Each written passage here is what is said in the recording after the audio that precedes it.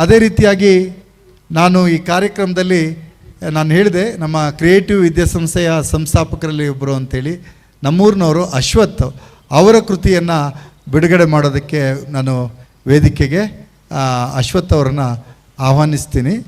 ಹಾಗೆಯೇ ಕೆಲವು ಸತಿ ಒಂಥರ ಸಂಬಂಧಗಳು ಹಂಗಿದ್ರೆ ಚಂದ, ಅದು ದೇವಪ್ಪನವರು ವೇದಿಕೆಗೆ ಬರಬೇಕು ಅಂತ ವಿನಂತಿ ಮಾಡ್ತೀನಿ. ಉಪನ್ಯಾಸಕರು ಬನ್ನಿ. ಅವ್ರು ಹಂಗೆ ಸಿಕ್ಕೋದೇ ಇಲ್ಲ, ಕಾಲೇಜು ಮುಗಿಸಿದ್ರೆ ಮನೆ ಹಿಂಗೆ ಓಡಾಡ್ತಾ ಇರ್ತಾರೆ. ಹಾಗೆಯೇ ಉಪನ್ಯಾಸಕರಾದಂಥ ಮತ್ತು ನಮ್ಮ ಸಂಘಟನೆಯ ಭಾಗವೇ ಆಗಿರ್ತಕ್ಕಂಥ ಸುಚೇತಾ ಹರೀಶ್ ಇವರು ಶ್ರೀನಿಧಿಯವರು ಮತ್ತು ವಕೀಲರಾದಂಥ ಸುಚೇತಾ ಹರೀಶ್ ಅವರು ವೇದಿಕೆಗೆ ಬರಬೇಕು ಅಂತ. ಬೇಗ ಬನ್ನಿ, ಬೇಗ.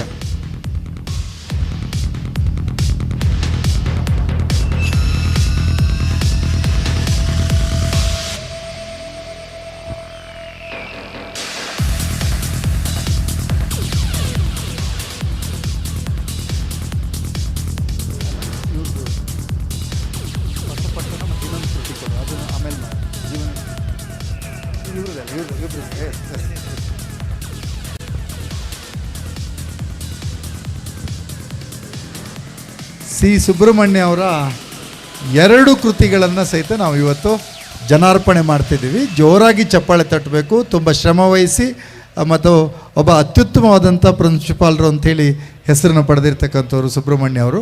ಮಂಗಳೂರಿನ ಆದಿಚುಂಚನಗಿರಿ ಕಾಲೇಜಿನಲ್ಲಿ ಪ್ರಾಂಶುಪಾಲರಾಗಿ ಕೆಲಸ ಮಾಡ್ತಾಯಿದ್ದಾರೆ. ಅಶ್ವಥ್ ಅವರು ಅವರ ಜೀವನಯಾನ ಮತ್ತು ಹೊಸಪಟ್ಟಣ 2 ಕೃತಿಗಳನ್ನು ಅಶ್ವಥ್ ಮತ್ತು ದೇವಪ್ಪನವರು ಬಿಡುಗಡೆ ಮಾಡಬೇಕು ಅಂತ ಕೇಳ್ತೀನಿ.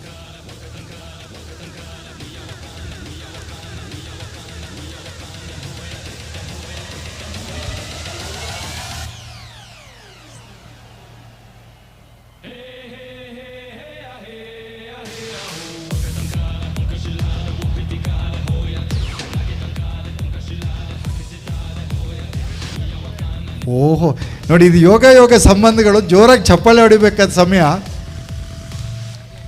ಏನಕ್ಕೆ ಅಂತ ನಾನು ಹೇಳ್ಬೇಕಾದ್ರೆ ಮುಂಚೆ ಚಪ್ಪಾಳೆ ಹೊಡೆದ್ರಿ ನೋಡಿ ಅವರು. ದೇವಪ್ಪ ಈ ಖುಷಿಯಿಂದ ಹೇಳ್ತಾರೆ, ವೇದಿಕೆ ಮೇಲಿರೋ 3 ಜನರು ಸಹಿತ ಅವರ ಶಿಷ್ಯರಂತೆ, ಅದಕ್ಕಾಗಿ ಜೋರಾದ ಚಪ್ಪಾಳೆಯನ್ನು ಹೊಡೆದರು. ನಮ್ಮ ಅಶ್ವಥ್ ಅವರ ಕೃತಿ, ನಾನು ಆ ಕೃತಿಯನ್ನು ಅವರ ಗುರುಗಳು ಮತ್ತು ಭಾವನವರಾದಂಥ ದೇವಪ್ಪನವ್ರ ಕೈಲೇ ಬಿಡುಗಡೆ ಮಾಡಿಸ್ತಾ ಇದ್ದೆ. ಅರಿವಿನ ದಾರಿ ಅವರ ಕ್ರಿಯೇಟಿವ್ ಪುಸ್ತಕ ಮನೆಯಿಂದ ಪ್ರಕಟವಾದಂಥ ಕೃತಿ. ತುಂಬ ಅತ್ಯುತ್ತಮವಾದಂಥ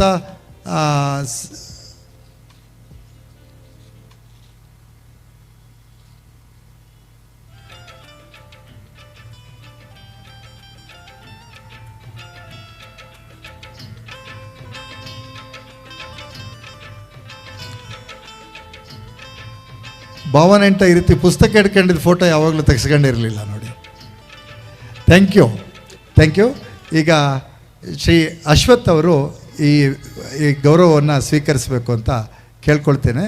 ಅಶ್ವಥ್ ಅವರಿಗೆ ಗೌರವವನ್ನು ದೇವಪ್ಪ ಸರ್ ನೀಡಬೇಕು.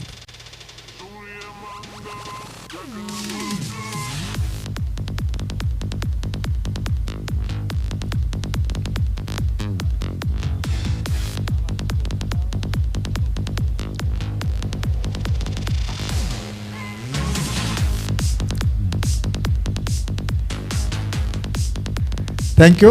ಅಶ್ವಥ್ ಅವರು 1-2 ನುಡಿಯನ್ನು ಆಡಬೇಕು ಅಂತ ಕೇಳ್ಕೊಳ್ತೀನಿ.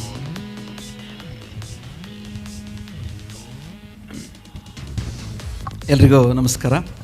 ಭಾಳ ಅದ್ಭುತವಾದಂಥ ಪರಿಕಲ್ಪನೆಯ ಕಾರ್ಯಕ್ರಮದಲ್ಲಿ ನಾವೆಲ್ಲ ಭಾಗಿಯಾಗಿದ್ದೇವೆ.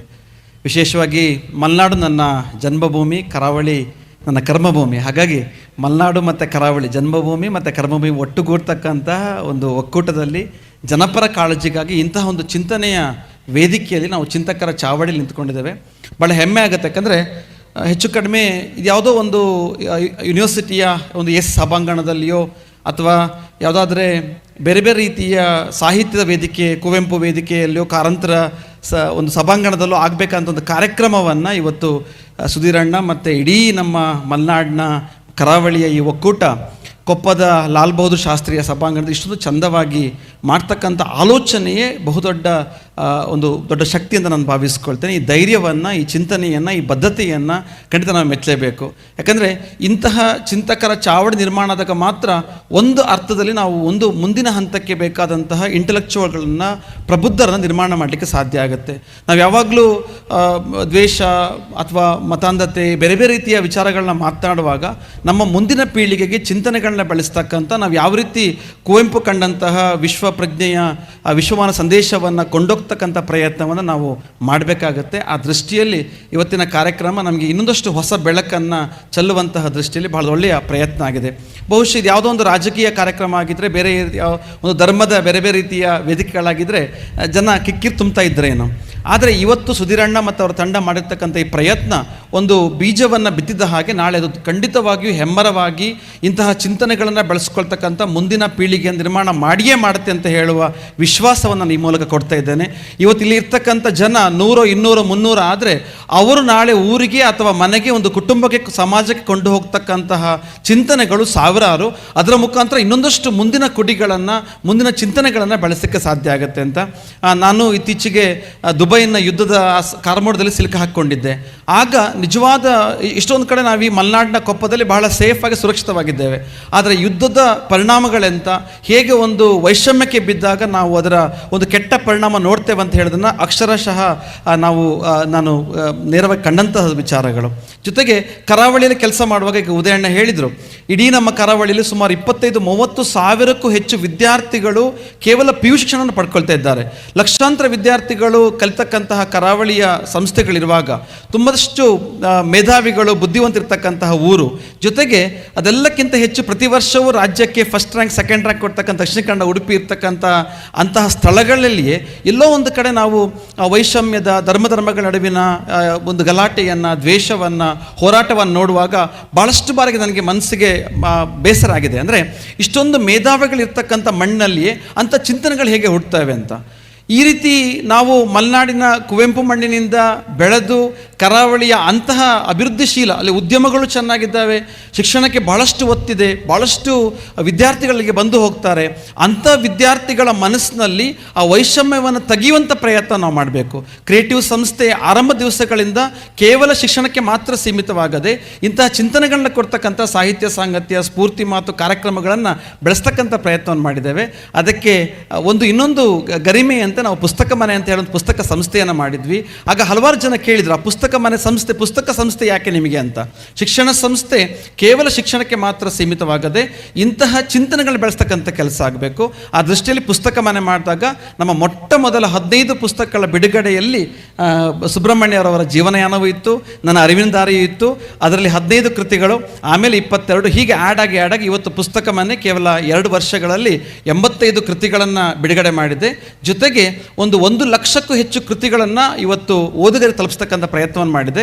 ಅದೆಲ್ಲಕ್ಕಿಂತ ನನಗೆ ಬಹಳ ಪ್ರಿಯವಾದ ಕೆಲಸ ಏನಂತ ಕೇಳಿದರೆ, ಸರ್ಕಾರಿ ಶಾಲೆಗಳಿಗೆ ಉಚಿತವಾಗಿ ಪುಸ್ತಕವನ್ನು ಹಂಚುವಂಥ ಕೆಲಸವನ್ನು ಮಾಡ್ತಾ ಇದೆ. ಈ ರೀತಿ ಪುಸ್ತಕ ಸೇವೆಯನ್ನು ಕೂಡ ಶಿಕ್ಷಣದ ಅಂಗ ಅಂತ ಪರಿಗಣಿಸಿಕೊಂಡು ಹೋಗ್ತಾ ಇದ್ದೇವೆ. ಬಹುಶಃ ಆ ಕಾರಣಕ್ಕಾಗಿ ಇವತ್ತು ನಾನು ಈ ವೇದಿಕೆಯಲ್ಲಿ ಬಂದು ನಿಂತ್ಕೊಂಡಿದ್ದೇನೆ.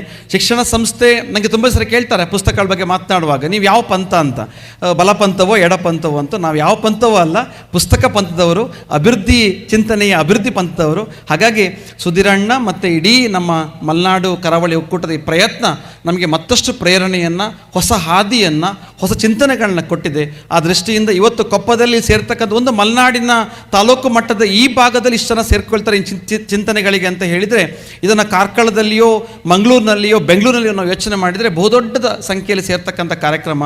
ಇಂಥ ಒಂದು ಪ್ರಯತ್ನಗಳು ಖಂಡಿತ ನಿಜವಾಗಿ ನಾವೆಲ್ಲ ಮೆಚ್ಚುವಂಥ ಕಾರ್ಯಕ್ರಮ. ಇದರಲ್ಲಿ ನಾವು ಕೊಂಡೋಗ್ತಕ್ಕಂಥ ಸಾವಿರಾರು ವಿಚಾರಗಳಿದೆ ಅಂತ ಹೇಳ್ತಾ ಮತ್ತೊಮ್ಮೆ ತಮ್ಮೆಲ್ಲರಿಗೂ ಅಭಿನಂದನೆಗಳು ಸಲ್ಲಿಸ್ತೇನೆ. ನಾವು ಮುಂದೊಂದು ದಿವಸ ಆ ವೈಷಮ್ಯವನ್ನು ಮರೆತು ಕುವೆಂಪು ನಿಜವಾಗಿ ಕಂಡಂಥ ಕನಸು, ಆ ವಿಶ್ವಪ್ರಜ್ಞೆನ ಬೆಳೆಸ್ಕೊಳ್ತಕ್ಕಂಥ ಮನಸ್ಥಿತಿಯನ್ನು ನಾವು ಮತ್ತು ನಮ್ಮ ಮುಂದಿನ ಪೀಳಿಗೆ ಬೆಳೆಸ್ಕೊಳ್ಳಿ ಅಂತ ಹಾರೈಸ್ತೇನೆ. ನಮಸ್ಕಾರ. Thank you. ಎಲ್ರಿಗೂ ಸಹಿತ ಹೃತ್ಪೂರ್ವಕವಾದಂಥ ಧನ್ಯವಾದಗಳು. ಈಗ ನಮ್ಮ ನಡುವೆ ಒಬ್ಬರು ವಿಶಿಷ್ಟ ವ್ಯಕ್ತಿ ಬಂದಿದ್ದಾರೆ. ಅವರು ಶ್ರೀ MG ಹೆಗಡೆ ಅವರು 5-6 ನಿಮಿಷಗಳ ಕಾಲ ಈ ಸರ್ವ ಸಮಾಜೋತ್ಸವ ಎನ್ನುವ ಶಬ್ದಾವತರಣದ ಬಗ್ಗೆ ಮಾತಾಡ್ತಾರೆ ಶ್ರೀ ಎಮ್ ಜೆ ಹೆಗ್ಡೆ ಅವರು. ಎಮ್ ಜೆ ಹೆಗ್ಡೆ ಅವರು ಮೂಲತಃ ಶಿರ್ಸಿಯವರು, ಈಗ ಮಂಗಳೂರಿನಲ್ಲಿ ಅವರ ಕರ್ಮಭೂಮಿಯನ್ನು ಮಾಡಿಕೊಂಡು ಮಂಗಳೂರಿನಲ್ಲಿದ್ದಾರೆ. ಅದೇ ರೀತಿಯಾಗಿ ನಮ್ಮ ದಿಗಂತ್ ಬಿಂಬೈಲ್ ಬರೆದಿರ್ತಕ್ಕಂಥ ಕೃತಿ ನಮ್ಮ ಕ್ರಿಯೇಟಿವ್ ಪುಸ್ತಕ ಮನೆಯವರು ತಂದಿರತಕ್ಕಂಥದ್ದು, ಕೊಂದು ಪಾಪ ತಿಂದು ಪರಿಹಾರ ಅಂತ. ಕಸ್ತೂರಿ ರಂಗನ್ ವರದಿಗಳ ಸಮಸ್ಯೆಗಳು ವಿಚಾರಗಳು ಬಂದಾಗಲೂ ಸಹಿತ ತುಂಬ ಅಧ್ಯಯನಪೂರ್ಣವಾದಂಥ ಕೃತಿಯನ್ನು ನಮ್ಮ ನಡುವೆ ಬರೆದು ಕೊಟ್ಟವರು ಶ್ರೀ ದಿಗಂತ್ ಬಿಂಬೈಲ್. ಅವರ ಈ ಕೃತಿಯನ್ನು ನಮ್ಮ ಅಕ್ಷತಾ ಅವರು ಬಿಡುಗಡೆ ಮಾಡೋದು. ನಿಮ್ಮ ಕ್ರಿಯೇಟಿವ್ ಪುಸ್ತಕ ಮನೆ ಪ್ರಕಾಶನವನ್ನು ಇನ್ನೊಬ್ಬರು ಪ್ರಕಾಶಕ್ಕೆ ಬಿಡುಗಡೆ ಮಾಡ್ತಾಯಿದ್ದಾರೆ.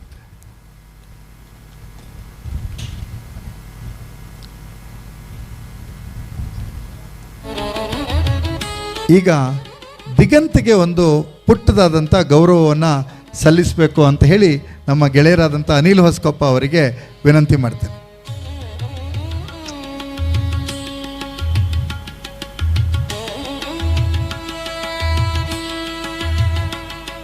ಬಿಡಿಸಿ.